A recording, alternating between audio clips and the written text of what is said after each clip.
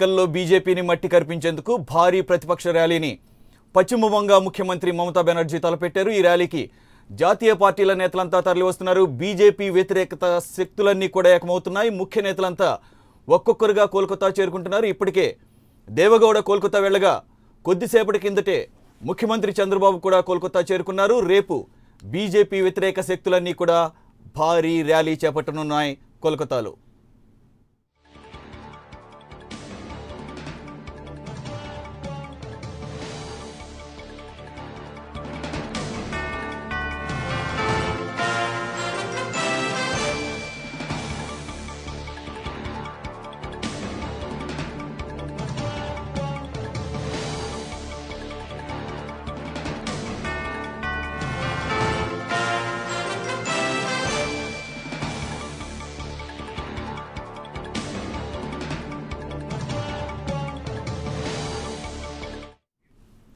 ఇక వచ్చే ఎన్నికల్లో బీజేపీని మట్టి కరిపించేందుకు భారీ ప్రతిపక్ష ర్యాలీని పశ్చిమ బంగా ముఖ్యమంత్రి మమతా బెనర్జీ తలపెట్టారు। ఈ ర్యాలీకి జాతీయ పార్టీల నేతలంతా తరలి వస్తున్నారు। బీజేపీ వ్యతిరేక శక్తులన్నీ ఏకమవుతున్నాయి। ముఖ్య నేతలంతా ఒక్కొక్కరుగా కోల్కతా చేరుకుంటున్నారు। ఇప్పటికే దేవగౌడ కోల్కతా వెళ్ళగా కొద్దిసేపటి కిందట ముఖ్యమంత్రి చంద్రబాబు కూడా కోల్కతా చేరుకున్నారు।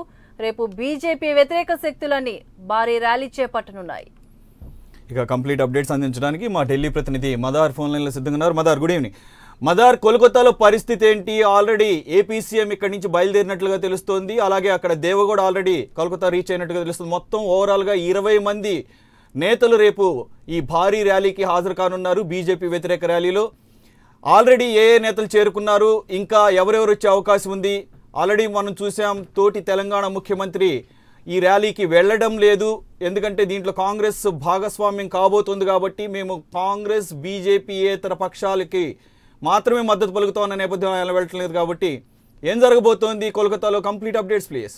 వీరంతా కూడా ఇప్పటికే కోల్కతా కూడా చేరుకున్నారు। రేపు మధ్యాహ్నం ప్రారంభమైన ఈ ర్యాలీలో దేశవ్యాప్తంగా ప్రతి మోడీ వ్యతిరేక శక్తులన్నింటినీ తమ బల ప్రదర్శనగా భావించాల్సి ఉంటుంది। దీన్ని ఇప్పటికే మోడీ వ్యతిరేక శక్తులన్నీ కూడా 2019 ఎన్నికల్లో మోడీని ఎదుర్కొనేందుకు ఇప్పటికే ప్రాంతీయ పార్టీలు కావచ్చు, జాతీయ స్థాయిలో ఉన్నటువంటి అన్ని పార్టీలు కూడా ఒక గొడుగు కిందికి రావాలనేటువంటి సంకల్పంతో అందరూ కూడా ఒక ప్రయత్నంగా ఇది భావించాల్సి ఉంటుంది। దీనికి కాంగ్రెస్ పార్టీ నుంచి మల్లికార్జున ఖర్గే హాజరయ్యేటువంటి అవకాశం కూడా ఉంది। దీనికి రాహుల్ గాంధీ హాజరు కావట్లేదు। దీనికి సంబంధించి ఇప్పటికే తన సపోర్ట్ ని తెలియజేస్తూ మమతా కూడా ముఖ్యమంత్రి మమతా కూడా లేఖ కూడా రాశారు। దాంట్లో తమ కాంగ్రెస్ పార్టీ నుంచి ఈ ర్యాలీకి కావచ్చు, అలాగే ఈ బీజేపీ వ్యతిరేక కూటమి ఏర్పాటుకు అవసరమైనటువంటి సహాయ సహకారాలు అందించడంలో కాంగ్రెస్ పార్టీ సిద్ధంగా ఉంటుందంటూ కూడా ఓపెన్ గానే తను చెప్తూ వస్తున్నారు। అయితే సిపిఐ సిపిఎం పార్టీకి సంబంధించి వామపక్ష పార్టీలకు సంబంధించినటువంటి నేతలు మాత్రం ఈ కార్యక్రమంలో పాల్గొనేందుకు కొంత విముఖత అయితే ప్రదర్శిస్తూ వస్తున్నారు। ఎందుకంటే కోల్కతాలో మొదటి నుండి కూడా తృణమూల్ కాంగ్రెస్ పార్టీకి అలాగే వామపక్ష పార్టీలు అక్కడ రాజకీయ ప్రత్యర్థులుగా ఉన్నారు। దేశవ్యాప్తంగా ఒకే గూడు కిందికి వచ్చేందుకు సిద్ధంగా ఉన్నప్పటికీ రాష్ట్రంలో జరిగేటువంటి పెద్ద కార్యక్రమానికి మాత్రం వారు హాజరు కామంటూ కూడా బహిరంగంగానే చెప్తున్నటువంటి పరిస్థితి అయితే ఉంది। దీనికి సంబంధించి ఇప్పటికే పలు ప్రాంతీయ పార్టీలకు సంబంధించినటువంటి నేతలు కూడా పాల్గొని ఒక నిర్దిష్టమైనటువంటి కార్యాచరణ దిశగా వెళ్లేందుకు కూడా ఏర్పాట్లు జరుగుతూ ఉన్నాయి। ఇప్పటికే 2 సార్లు కూడా సీఎం చంద్రబాబు నేతృత్వంలో ఇప్పటికే 2 సార్లు వివిధ జాతీయ పార్టీలకు సంబంధించినటువంటి నేతలను కలిసి రాష్ట్రాల హక్కుల్ని హరించే విధంగా కేంద్ర ప్రభుత్వం చేస్తున్నటువంటి కుట్రలు కావచ్చు, అలాగే ఇటు రాష్ట్రాల్లో కేంద్రం తన చేతుల్లో ఉన్నటువంటి రాజ్యాంగబద్ధమైనటువంటి సంస్థల్ని తమ జేబు సంస్థలుగా మార్చుకుని రాష్ట్ర ప్రభుత్వాలపై చేస్తున్నటువంటి దాడులను కూడా వివరించేటువంటి ప్రయత్నం చేస్తున్నారు। అలాగే 2019లో మోడీ ఓటమే లక్ష్యంగా ఒక కూటమిగా కాంగ్రెస్ పార్టీ నేతృత్వంలో అందరూ కూడా ఒక గొడుగు కిందకి వచ్చేందుకు కూడా సూత్రప్రాయంగా అంగీకరించినటువంటి నేపథ్యంలో రేపు జరగబోయేటువంటి భారీ ర్యాలీ పైన దేశ ప్రజలందరూ కూడా ఆసక్తిగా ఎదురు చూస్తున్నారు। ఇప్పటికే తృణమూల్ కాంగ్రెస్ పార్టీకి సంబంధించినటువంటి శ్రేణులు కూడా పెద్ద ఎత్తున రేపు జరగబోయేటువంటి బ్రిగేడ్ గ్రౌండ్స్ కూడా పెద్ద ఎత్తున చేరుకుంటున్నటువంటి పరిస్థితి ఉంది। ఇప్పటికే ఈ కార్యక్రమాన్ని తృణమూల్ కాంగ్రెస్ పార్టీ చాలా ప్రతిష్టాత్మకంగా తీసుకుంది। ఇప్పటికే దేశవ్యాప్తంగా ఉన్నటువంటి నేతలందరూ కూడా ఈ కార్యక్రమంలో పాల్గొంటున్నటువంటి నేపథ్యంలో వారు ఇచ్చేటువంటి సందేశాలపైన కావచ్చు, వారి కార్యాచరణ పైన కావచ్చు దేశ ప్రజలంతా ఒక ఉత్కంఠ ఎదురు చూస్తున్నటువంటి పరిస్థితి ఉందని చెప్పుకోవాలి సురేష్। ఇకపోతే మదార్ ఈ రేపు జరగబోయే ర్యాలీ ప్రధానంగా బీజేపీకి వ్యతిరేకంగా కాంగ్రెస్ మద్దతుతో జరగబోతున్నటువంటి మమతా బెనర్జీ నిర్వహించేటటువంటి ర్యాలీ.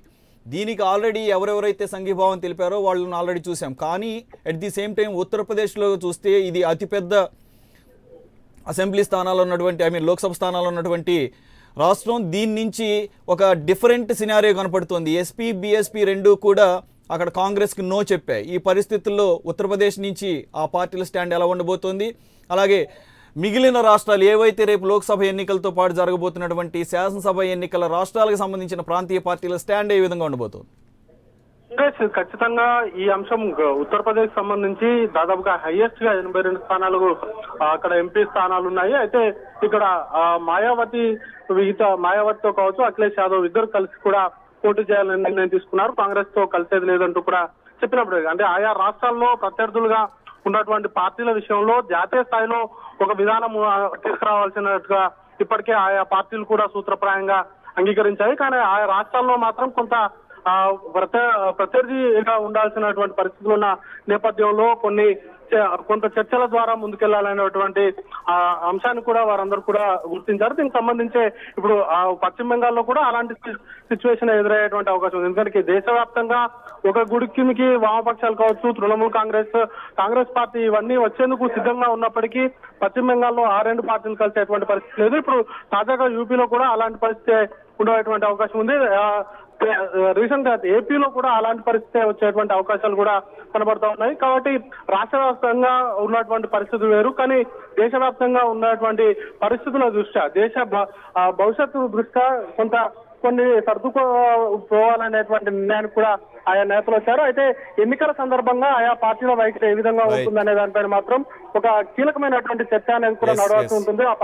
ఆయా పార్టీల మధ్య ఒక ఉమ్మడి కార్యాచరణ అంటూ రూపొందించుకున్న తర్వాత ఈ అన్ని అంశాలపైన కూడా ఈ ప్రస్తుతం ఉన్నటువంటి అన్ని సమస్యలకు కూడా ఒక పరిష్కారం అయితే లభించేటువంటి ఆస్కారం ఉంది. Suresh, thank you very much మదా.